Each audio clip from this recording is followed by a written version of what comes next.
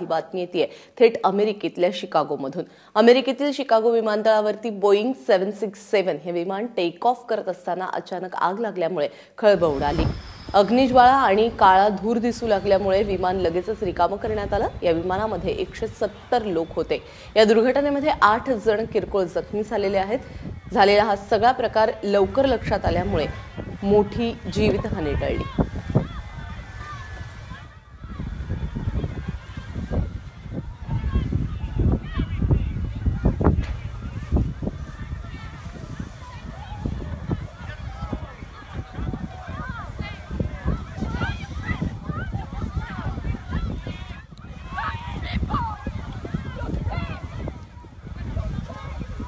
अमेरिकेतल्या शिकागो विमानतळावरती हा प्रकार झाला।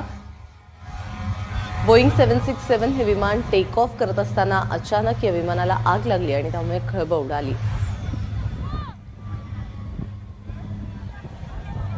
आपण पाहू शकतो दृश्यांमध्ये या अग्निज्वाळा दिसायला लागल्या, त्याच्यानंतर काळा धूर मोठ्या प्रमाणावरती या ठिकाणी पाहायला मिळाला।